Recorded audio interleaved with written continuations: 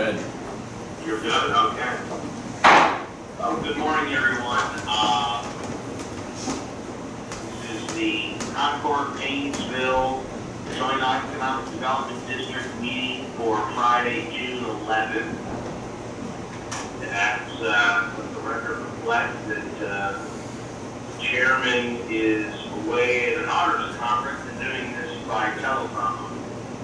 So for that purposes of an efficient meeting, I'm going to hand the gavel over to Vice Chairman Doug Lewis to orchestrate the meeting today. Thank you, Chris. Good morning, everyone. Good morning. Deborah, would you like to do roll call? Sure. Chris Hines. I'm here. Morgan Antash. Present. Chris Shute. Here. Doug Lewis. Here. Chris Galloway. Chris, Here, Danny. here-ish. Okay. In your packets are the minutes from March 19th, 2021 meeting. Does anyone have any modifications to the minutes? Give you a chance to read through them. I'll move to approve. Second.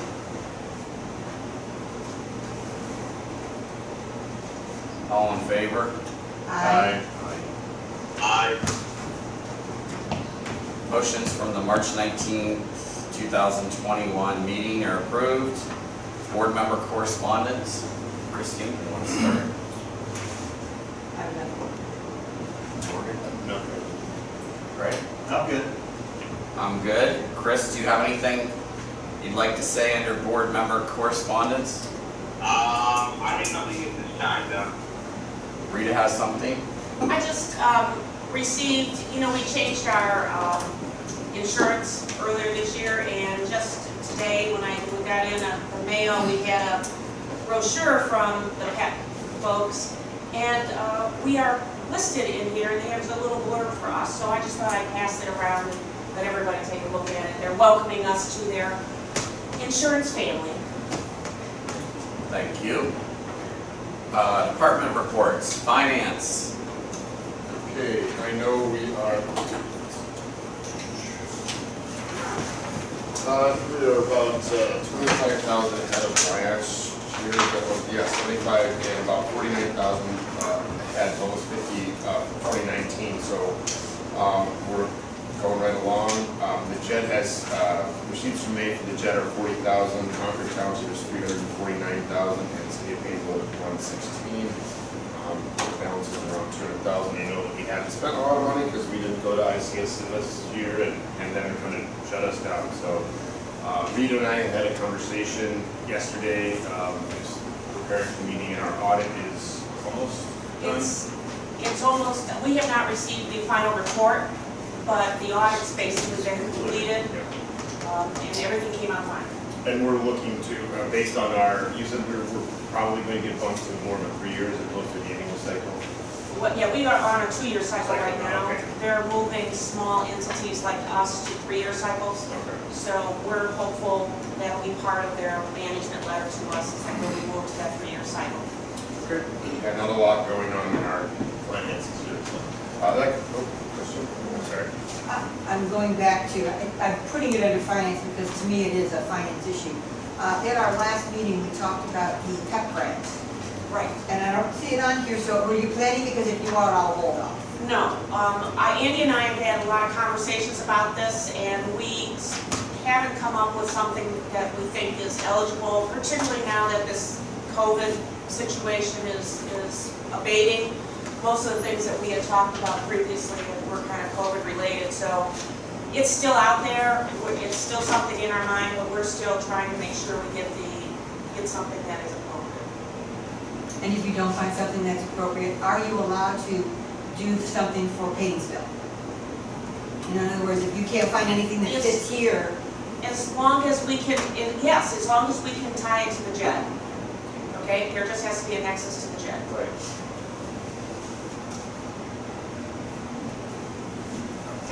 Thank you. Okay, if there's no, any other questions from finance? All right, that concludes my report. Thank you. Economic Development Committee. We have not met since the last meeting. there's no update at this time. That makes it easy. Under old business, JEDD membership recruitment. Yes, we have two, maybe three, actually three ongoing, three ongoing discussions with properties about joining the JEDD or being part of the JEDD. They are very active. We hope to have petitions for both of them shortly, from at least two of them shortly. There's one additional business that we are anticipating coming into the community that's going to be in an existing building that is in the JEDD that's vacant at this point in time. So we should see hopefully some fairly good expansion, hopefully over the next 6 months. So we're feeling really good. Good to hear. ICSC 2021. Okay, as you know, ICSC last year was canceled. And this year, when they moved it to December, they did a virtual event in the end of May, which we did not participate in, but Charles Branch from Nextsite did on our behalf. I'm going to kind of combine the Nextsite report and this one kind of together. He said that the virtual event was basically just a lot of talking, presentations and that kind of stuff. There really wasn't any networking, they actually been doing a lot more networking on their own than, through ICSC. He said that it really, and that they've had a lot of very strong interest in the JEDD, Concord, and Painesville. So he's very pleased with where they're at. The December meeting will be December 5th through the 7th. I watched a webinar the other day that ICSC has put out. It's going to be a much smaller event than historically has been the case. They are controlling how the booths are set up. Normally there would be 35,000 to 40,000 people there. They're only expecting 20 to 25,000 at this point in time. So it's going to be about half, or just about half. The first day of the event is going to be is just going to be for like receptions and some training and those sort of things. That's going to be on Sunday, December 5th. It's going to be some networking events and that sort of thing. On Monday and Tuesday will be the actual show hours for this December event. They will be, on Monday it'll be 9 to 5, on Tuesday it's going to be 9 to 3. They are talking about, and one of the reasons they're saying that they expect it to be a smaller event is because they will have the May event in 2022. So it'll be 6 months later, they will have the full May event. And that will be the full thing back to the Vegas, the whole experience that they had, the 4 or 5 days that they normally go. They have reduced the cost to members to attend this event in December, if we so choose, from the normal of $6.95 to $3.95. We have the actual registration for this event will not begin until July 12th. Right now, they're just trying to see how many vendors, and businesses and whatever are going to be there and take booth space. As you know, all the dues, our dues have been extended until the end of this year, so we don't have to pay any dues for this year. So the question is going to be, do we want to attend this event in December? We had 3 registrations that we had prepaid for the event that was canceled last year that are still on account with ICSC, which was at the $6.95 rate. I tried calling and didn't get a response to a voicemail I left, so I sent an email to ICSC asking them if we do not attend the December event, does all of our money carry forward to 2022, or do we need to request a refund? And I have not heard back from them. I did that late last week, and I have not heard back from them. But if we do go, obviously the $395, we'll have, even if we send 3 people, we're still going to have money on account with them because we paid significantly more than that initially. So I need to find that out. So the question is, do we want to go or not? Now I asked Charles Branch what he thought, because he's in touch with these people. He said a lot of their clients are not going to attend the December meeting, but are only going to go to May because they thought it was going to be a much more productive meeting in May rather than in December. He said some people are running into the issues between the holidays, so it's between Thanksgiving and Christmas, and so people have other conflicts and that sort of thing. They will be in attendance, and they will have a booth. So they can set up meetings for us if we want. And if we're there, he will help us set up meetings as well. But I've heard other people say they think this is going to be a big opportunity for people to get back together and just want to network and talk. And so there may be a lot of, and particularly at the lower rate, there may be a lot of people who are going to show up. So at this point, we don't know what the rate, the rate of attendance is going to be. But I guess when we open the registration on July 12th, do we want to register for 3 people? We can always cancel. Do we want to not go? We only want to send 1 or 2. I guess I need some direction on what you want me to do with this particular December event. I guess my question would be, did they think that the vendors would be there? I mean, are the companies going to be there? Well, they said, the webinar that I watched was basically geared towards the vendors, okay, not towards members, although it had some member stuff in it. It was towards those vendors. They said they're getting decent response, but if people who are showing up are not having as grandiose types of displays as they had previously. Because one of the things for the vendors this year, you can't bring your own display. You have to use their equipment and their people to try to cut down the amount of time that people are in the convention center and COVID, is potentially being spread. They're only expecting, how there's 3 halls typically that's used. They're only probably going to use 2 this year because they think they're going to be down that many vendors. And my only thought is, if there's a limited number of people or communities going out there to meet, but the vendors are still there, you have a much better opportunity to meet with them rather than if they're not. I'm thinking, that potentially the vendors will be there, but and they may have smaller booths and a limited number of people there, but you may have a better opportunity to talk to them than when the conference is full. So I guess that's what I'm trying to figure out. Right.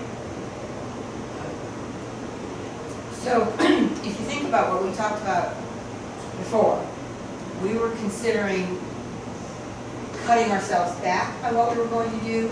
I don't remember the enthusiasm with this board that we've had in the past for this particular event. It was, we always wanted to have representatives there, but it wasn't the same enthusiasm that when I first joined. Right. So from a perspective of going in December and then going again in May, if we send someone, we probably shouldn't send more than 1. And the key is, will there be a possibility that suddenly ICS is going to go, holy moly, we don't have enough vendors. We're going to cancel this thing. So, and not that it matters to us, because we wouldn't buy our plane fare or any of that. So, do you see this, the first question is, do you see this as a for sure? Because I probably don't. Spending that kind of money for something that may not get the vendors. And to go back to Doug's question, it depends on the vendors. I mean, what are we looking for? Are we looking for developers we want to talk to? Are we looking for subways and that kind of thing? And I guess before I would commit to sending anyone, I want to see the vendor list. Okay. You know, you see the vendor list and go, wow, this is an excellent, because Doug's right. If it's smaller and these vendors are there, we've got that we want to see, we've got an excellent opportunity to do that. But if they're not there, you know, I would say the May one is when we probably would want to go back out in full force. And again, the status of the 395 versus the 695 is kind of immaterial, because we still have to spend it anyway. If we don't go, then we've got if they let us carry it over, we're good to go. And my gut is they're gonna let us carry it over. There would be a lot of people, I'm sure, who would be in uproar for losing like $1,800, $2,000 like we would if that's. To answer your first question, based on the webinar I saw, they felt they were gonna have a good representation. Now, It's nationwide, right? Right. Okay. they're not gonna have any international people because, you know, or Canadian representation because the border's still closed and they're not allowed in, right? Maybe by December they will, but they have to make a commitment to this booth space by the end of July, okay? So we can hold off because they're not gonna close, it's not like they're only gonna sell so many registrations. They'll take anybody, I'm sure, who wants to come and register. So if we want to hold off until we get a list of the vendors, because they'll publish those on their website as soon as they have them all confirmed.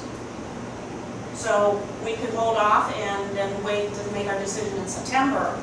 The downside is, you know, getting hotel rooms or air flights, airfare. You know, the longer you wait, the more expensive it gets. I mean, right now, even without going through their hotel, their preferred hotels that they have, I just did some research on what hotels are costing, and their prices are way back up in December.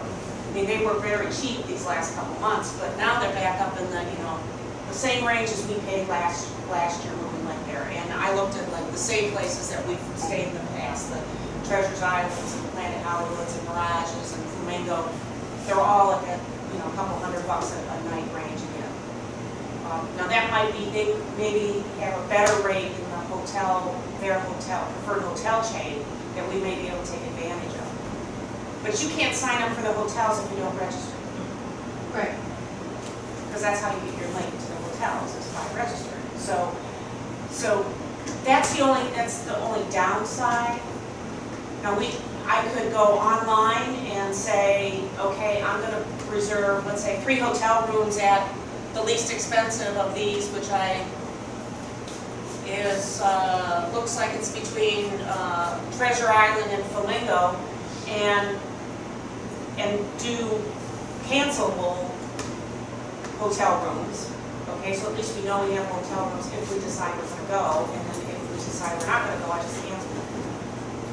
I mean, that's kind of the logistical issue, and it's too far out to even figure out what airfare is, so it's more than 6 months away, so I couldn't get any airfare prices. Again, depending on the vendors, I think it's, like Doug says, if we've got an opportunity to see a lot of what we're looking for, then no question. And we're more looking for developers. You know, we've kind of pivoted a little bit away from the retail and everything towards more industrial types of office, those kinds of uses, healthcare uses, those kinds of things in terms of what we've been looking at. So I think we're more on the development end of things that we're looking to talk to some of those folks about. And I guess I would ask Doug, as a Painesville side, we're talking JEDD here, but Painesville usually sends a representative. Do you have thoughts on that yet? I have, well, just to go back to, what Rita said, we're more on the, we're about 50-50, as far as, I think, developer and company. because we're still recruiting companies, but we're also looking for developers. So I think probably some of the developers are gonna wait until, my thought is some of the developers will probably wait till May. I don't know, but my feeling is they'll probably wait till May when everybody's out there, and then some of your companies will send limited number of people out there just, to meet with people. So from our standpoint, I guess it really depends on what the registration is. So I think it's probably beneficial to take a look at that. And a Concord representative and a Painesville representative, to me, makes the most sense, just not out there by yourself. I think, given the fact that, it's 6 months away, then in May, we're in the full show again, I think we ought to go for, if we're gonna go, it ought to be very targeted for purpose. It shouldn't be, we're gonna go and kind of just kick around the tires and maybe we just make that, I don't know, it's a smaller presence because we're gonna do more of a full push. I don't know, if they've got, if there's interest and there's some things that they're saying, they are seeing some interest in our JEDD, and folks coming here and there's an opportunity to connect along those lines, then I think it's a no-brainer. We probably should think about going. But if it's sort of, hey, the economy's coming back and we have been, sort of going in a little bit, and we're not really ready to go, then I don't know what's the point of going when you're gonna have another, show in 6 months, when we can just spend that time compared to having better experience in, a year from now. And do you think, I guess my other question is, do you think they'll publish the developers and the companies sometime later on to let people know who's going to be there? People have to lock in their spaces by the end of July. So ICSC always does have a list on their website of all the attendees at the event. So we will know, and all the vendors at the event. So we will know probably by early August or sometime in August that who's basically going to be there. So you'll know if it's developers that Concord is interested in. Exactly. With. Or the JEDD yeah. We'll be able to get a list out and say, hey, these are the people that we know so far. Now maybe, because after that point in time, they start doing floor plans and that kind of stuff, so they're not really going to be adding a lot more vendors after that, okay? They were pretty set that this is your deadline, so, because they have to do layouts and floor plans and order all the equipment, since they're doing providing all the booth space. So. Chris, do you have any thoughts? Well, I agree with all of you, and I think that it's, at this point, sounds a lot like a August type of decision,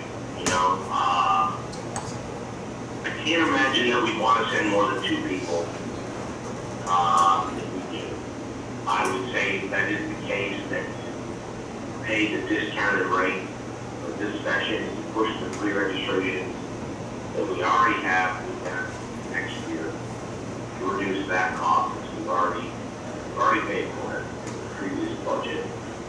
And you just wait, see what the vendors are by the end of July. You give the next site more time to drill down on their conversations with who they're talking about, and then we can sort of agree to do a dive on it in August, and then a final decision can be made. Then I think that would be plenty of time. That'd still be basically 4 months out. So I don't think we have to make any decisions right now. That's what we look at. Doug, I will say that the merger between Lake Health and University Hospital is going to create a great opportunity for the area. So if we want to get in early on that and investigate what's out there, I think would be something we should consider, because I think early on you want to be out and know you're available. Because I think you're going to see major expansions. Yeah, that is a good point. Okay, then it kind of sounds like let's delay till we see who's there. I'll do, as soon as the vendor list is available, I'll go through it, get something out to you guys. I mean, we can make a formal decision at our September 10th meeting, that's still gonna be 3 months ahead of time. And you keep an eye on the flights and the reservations, so if we have to have an emergency kind of meeting, we could. Yes, yeah, we can always call a special meeting if it looks like, hey, you know, we got a good deal or the prices are going, yes. Or hotels are booking up. Yes, I can do that. And then we can decide who are the, if we're gonna go, who are the appropriate people to go. Okay. Sounds good. New business, there is a certificate of records disposal. Do we not have to do next site, or we don't? Sorry, next site.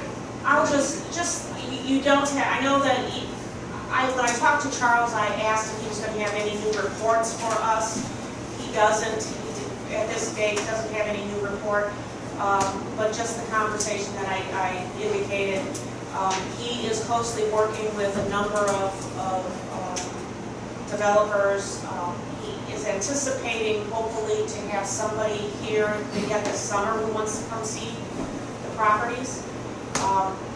And Charles himself will actually be here next Wednesday. He's coming up for to tour around. He hasn't been here for almost a year and a half, so to tour around, see how things are going, see what's new in the marketplace. He's very excited about the grocery store because he says when he goes out and talks to people, that shows more investment.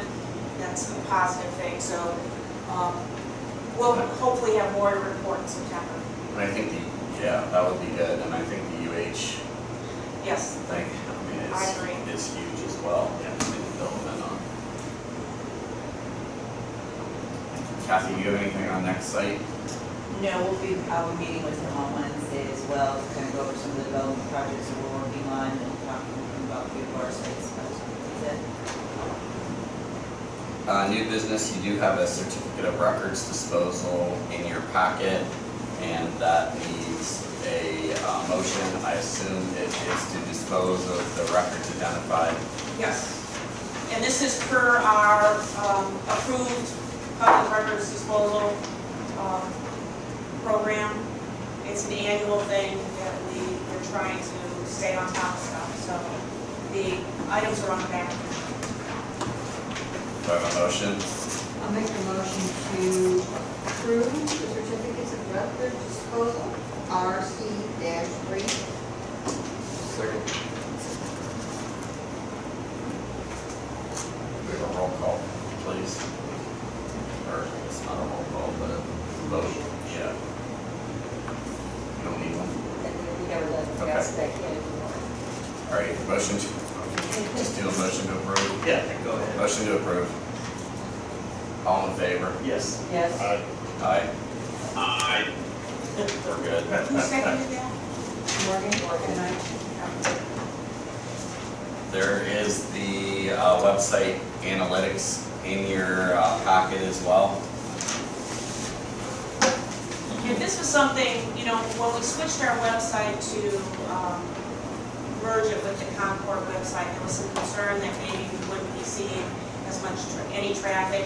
We really didn't have any statistics from our previous independent website, but what this shows, and if you just look at some of the numbers, the graphing, they changed how they graph it, so the graphs are hard to compare with each other.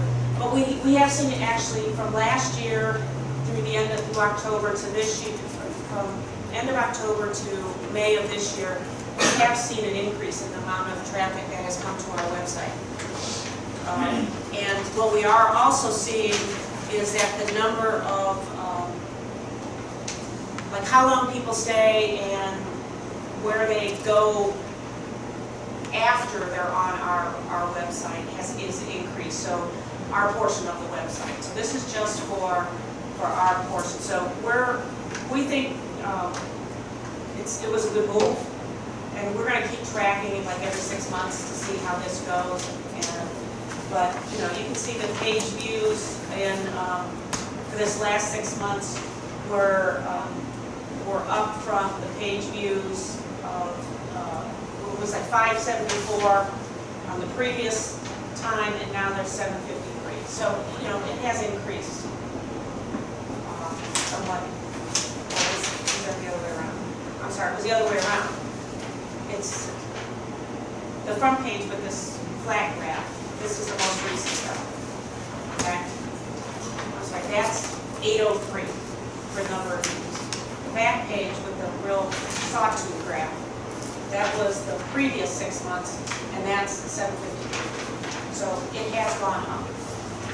So why does my graph go down? Because in the month of June, because as time goes on, and we're keeping that month in the end of May to the beginning of June, she only did it to the 1st of June, so there's Okay. nothing in June. Yeah, okay? So,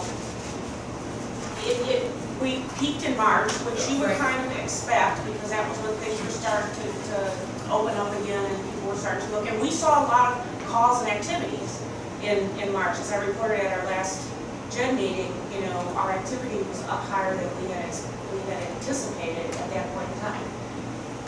You know, whether it levels off through June and May, we'll see. So what is the difference between page views, which is 801, to me, that means page views to Concord JEDD. Unique page views was only 574, correct? Or was the 800 Concord JEDD or just Concord's page? No, the 803 page views were to the Concord JEDD page. Then it's broken down, 574 of them went to like just the first page. You know, 142 of them went to the demographics. Okay. So you can see we broke it down by the 4 pages we have.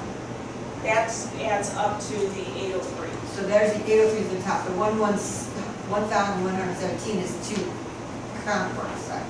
My guess is yes, no? When you look at that, the 1,117 in the first column called page views. Yeah, I see what you're saying. I would have to look into that. Oh, no, I'm not creating extra work. I'm just not. Because, well, you know, from what I understand, page views, if you come back to the page multiple times, then it's still counted as a page view. But then you should deduct it from unique views. So if you came to visit the page 10 times, then you can. Okay. So unique views is how many different unique users actually came. Which is the number Could we're have been- really interested in. Right, yeah. Right. Bottom of that page. So they look at There's ideas. some definitions on top. Those definitions of each of those different types of views. Oh, yeah. So yeah. I didn't read far enough. I just looked at, I'm a graph kind of girl, so. We're learning on this because it's different than what we've had in the past. But yeah, so we've had a lot of people who've gone there multiple times. But really, what we want to know is that we had 803 unique users come to this compared to 537 unique page views last 6 months. Yeah, I think it's interesting if you look, I mean, there's 1 minute, 19 second for average for the views, but for the Concord JEDD and for the business development for Concord, I mean, you're getting 2 minutes and 19 seconds, so almost double the time and almost triple the time. I mean, for people going on looking for business opportunities, so that's good. Yep. Anything additional? Nope, that's it. We will do this like semi-annually for you, every 6 months. Thank you. Next meeting dates are, Hey, John. yes, I have one other thing I'd like to bring up under conditions, if I could. sure. As I'm sure aware, the House and the Senate, both within their budget versions, included language, well, there's a new piece of legislation, sorry, not the budget. The House has passed a bill to allow taxpayers commuting to claw back dollars, going back 1 year. For those who have forced to work at home because of the pandemic. The Senate has a bill that is going to be for 2 years, and allow those who are now telecommuting versus being in a physical city to not pay tax and then to get a rebate. I'm wondering if we can have Rita sit down with Andy, your Andy, and look at what that may look like for the JEDD, because that will impact somebody like Payneville, but it'll also impact us. That's true. And we can try to figure out some analysis of, what percentage of our workforce within the JED in 20, and through this point in 21 has been telecommuting and therefore not subject to the payroll tax. I think that would be helpful because we're probably going to have to, both communities will have to put aside some money, Concord and City of Painesville, as their share of JED potentially to return some of that. Now, I don't think it's going to be as big an impact to JED because we're healthcare heavy, and obviously during the pandemic there were a lot of people working, and they have to work on site. So I think an analysis would be good for us to look at in our September meeting, try to, just from a budget standpoint, to understand what that may look like. Chris, what is the state calculating for the total number? Do you know? No, we don't know. They haven't sat down and figured out the impact on individual cities or statewide. But obviously it's substantial because you have a lot of people that would both leave their place of work and work at home. Yep. And it obviously only impacts those that live in a township. Because if you work in Mentor and live in Willoughby and now you're working in Willoughby, you're just going to pay Willoughby. You're still going to owe that tax in Willoughby. Right. So it's really just those who are living in townships. Well, you're talking about a shift, now Mentor, Sure. In that scenario, Mentor gets less, Willoughby gets more. I'm surprised they don't have an impact. It'd be helpful if we did an analysis. Yeah, I'm surprised the state they're not doing an impact. I haven't seen one, right? I mean, it may be a thing that they will, but I don't think they really know how many people. And then how many people, that were working at home to shift cities versus a township. I don't think they've got their hands around it. So, Chris, is there as I think in terms of my W-4 and my state, how much they're going to take out from my federal things, and when I would get a new job, they always ask me, where do I live and where do I work for city tax? Are the folks that now have commuted and are now telecommuting from home, are their employers going to have to go into their records and say, oh, we are in Willoughby, she is in Mentor, so she now has to switch to Mentor? I mean, that's going to be a big administrative thing that... No, what happens is the companies just don't, if she's not working in Mentor, the company will just stop withdrawing the Mentor income tax. It would then be to the employee living in Willoughby to pay the 2% as part of their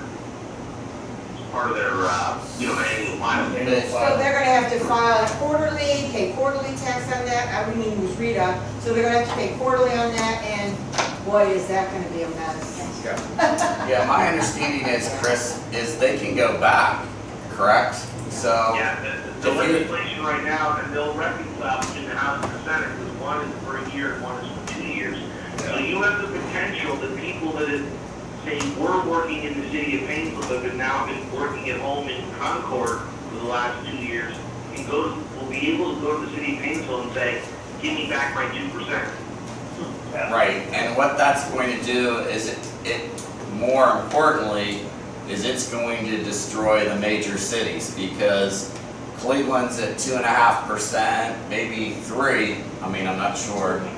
And my wife works at home, she can request that percentage difference between City of Painesville and Cleveland, or actually she could probably I gotta tell you, request she it. takes the full refund Right. from Cleveland, and then she has to, I would think, have to do an amended filing with RETA for the city of Painesville to then pay you, Right, let's say it's $2,000 to get it back, and then turn around and pay Painesville $1,700. right. So that's gonna be a disaster throughout the state, and it's gonna have a huge detrimental impact on the major cities, because they're the ones that are gonna be probably impacted the most.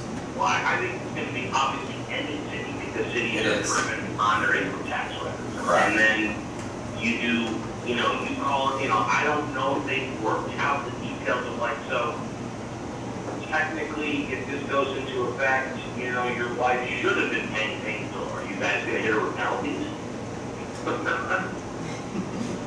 You know, I mean, I don't think they've worked any of those details out. Probably, I don't play favorites. Just kidding. That is a reader decision I anyway. think what would be wise for us to try to do some sort of impact of the napkin analysis Okay. on what that is. I don't think, again, from a JED standpoint, I don't think the exposure is that much because, again, healthcare heavy, and during the pandemic, we know there was a lot of, obviously, in-person healthcare facilities in Concord. But not all, a lot of people were off. And Chris, what was that House bill number? I don't. It's the budget, they baked it into the budget The bill, House bill and the Senate bill.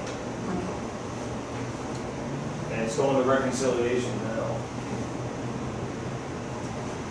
Probably because it has to be finalized in the end of this month. Yeah, they're going into overtime now.